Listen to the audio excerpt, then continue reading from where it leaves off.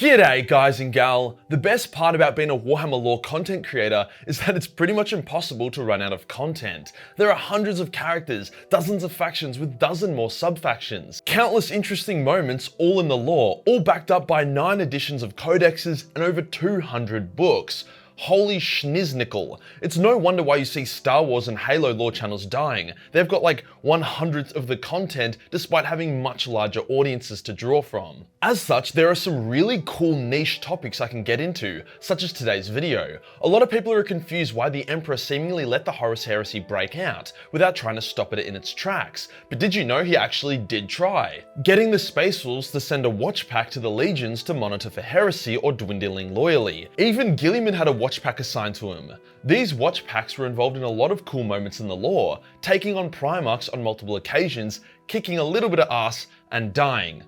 Like a lot. Before we get started, as you may know, the Lord of the Night Majorkill model is live and looks sexy as, with 2 weapon variants and 2 head variants all in the one purchase. A few people have asked me if this guy will be limited like the 300k Space Spartan was, and the answer is, whilst I won't remove this guy from the store, I am going to Europe in a week from now. So if you want to pick him up, you'll need to buy him by Friday if you want to get him somewhat soon. The model is sized and proportionate to official models, so he'll fit into an existing army beautifully, or just, say stuff it and build an army around him. The helmet variant you don't end up using will fit nicely onto another official model. Definitely one of the best minis I've produced to date. Can't wait to get this sent out to you guys and see what kind of paint jobs you give him. Today we'll go over the fate of each Space Wolf Watchpack, ranging from the ones that got murked right off the bat, all the way to the ones that fought a Primarch, or at least tried to.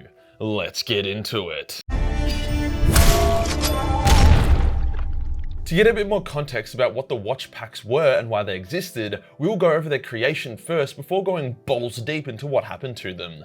In the years leading up to the Horus Heresy, shit was really intense. The Council of Nicaea had pissed off Magnus, Angron was completely off the rails, Conrad had just tried to murder Rogel Dawn and just blew up his own planet, Maclador had rightfully grown suspicious of the loyalties of numerous Primarchs, hence sent a squad of Space Wolves to various legions in order to keep tabs on them. Nearly every legion was supposed to get a Watchpack. However, we only know the lore and fate of a handful. Maclador had the right idea by keeping an eye on the legions, but it was too little too late. Hence, for most Watchpacks, their assignment was an instant brutal suicide. Does that mean Maclador was a bit of a seaman brain and made a stupid decision?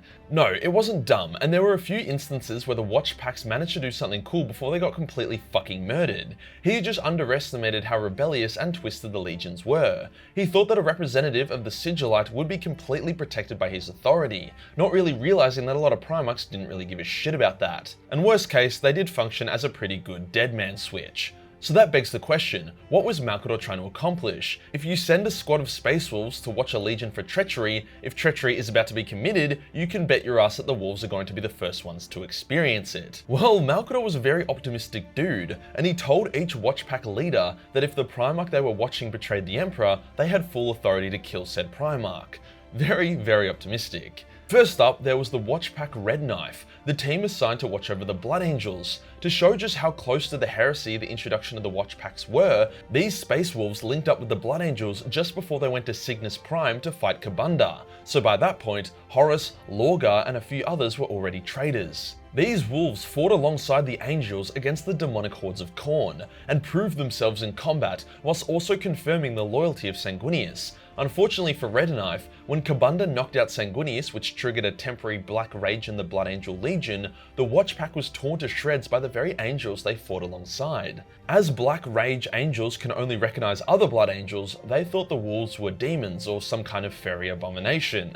The Blood Angels felt pretty bad about this, as you can imagine, so they covered it up, not even letting Sanguinius know what happened. They reasoned that with the galaxy in flames, the last thing Sanguinius needed to know about was a vicious team kill. Next up is Watchpack Kargia. Watchpacks had some of the most elite and interesting Space Wolves in them, hence why it's a shame that most of them died pretty unceremoniously. Watchpack Kargia had a brother with an augmented metal jaw, a member with a perfectly maintained chain axe, a brother who was born as a bad omen, hence to make up for it he tattooed his face with good omens, which as we discovered would be a great call as his watchpack was one of the only ones that didn't get turbo raped. This was because they were assigned to watch Rogel Dawn and his fists.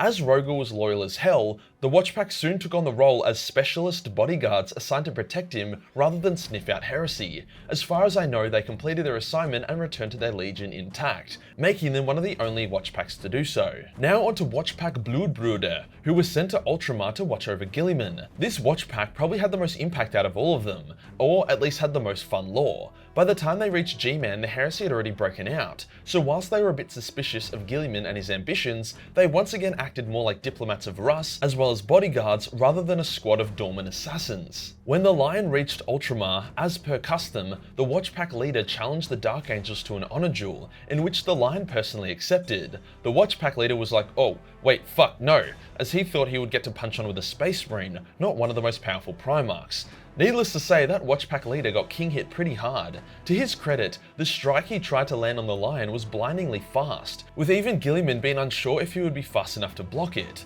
The Lion had no such issue, who caught it in one hand effortlessly. When Conrad Curse arrived on Macragge and went after Guilliman's mum, it was Watchpack Bloodbruder who protected her. To their credit, they were able to land some hits on Conrad before he slaughtered them. Only the pack leader survived. He would go on to recover from his wounds and continue to watch over Guilliman. Funnily enough, when Guilliman declared Imperium Secundus, the Watchpack didn't try to kill him or flag him as traitor, despite them being present for it. That kinda lends weight to the fact that what Guilliman did was totally reasonable, and people that think it's his aha, fucking heretic moment are dumber than a worm-infested dog shit. One of the more shorter-lived Watchpacks, we now have Watchpack Stronggrin, assigned to watch over Conrad Curse. Yeah, unlucky mate. As the Watchpack approached Curse's ship, the Night Lord Primarch requested they come aboard unarmed.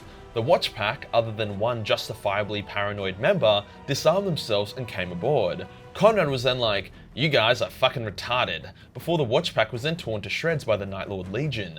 The Space Wolf, who snuck a combat knife with them, was able to kill 3 Night Lords before they got him. Really shows the quality of the Watchpack members and why it was such a waste for them to be sent on these suicide missions. The leader of Stronggrin was kept alive and viciously tortured before being sent back to Terra as a message.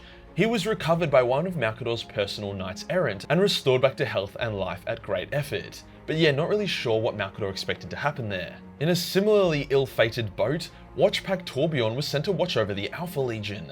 Now the Alpha Legion aren't sadistic fucks like the Night Lords are, however they were trying to play 5D chess with the galaxy, and nothing ruins a game of 5D chess quicker than a Space Wolf. Hence, when the Space Wolves met Alfarius, who to nobody's surprise wasn't actually Alfarius, they sensed shit was wrong. As such, they killed the proxy Alfarius, and in return most of Torbjorn is killed. 3 of them escape in a shuttle, however it's an Alpha Legion shuttle, so it was already sabotaged because 5D chess and whatnot. The shuttle crashes with only one wolf surviving. He is then overjoyed to see a Space Wolf shuttle land nearby. But wait, it's actually an Alpha Legion shuttle! The wolf can do nothing but declare his bamboozlement before he is gunned down. It's really unclear if a Watchpack has a better survival chance of being assigned to a Loyalist or Traitor Legion. These next 2 Watchpacks will really drive this point home. Watchpack Woundweaver was assigned to watch over Corvus Corax, however as the dude can literally turn invisible, they were unable to find him.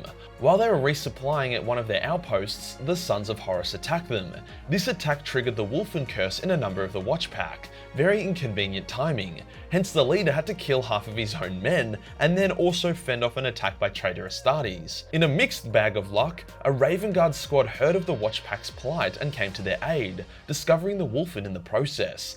The Raven Guard felt kinship with the Space Wolves over the Wolfen, as they had been creating mutant raptor marines that were a similar vibe. With the Raven Guard's help, the Sons of Horus are beaten. As the Watchpack goes to the pickup zone to link up with the Raven Guard commander decides that the Watchpack would likely declare Corvus a heretic due to him creating the mutant raptor marines. He has obviously just been overly paranoid, making up shit excuses to betray them to justify his own sin.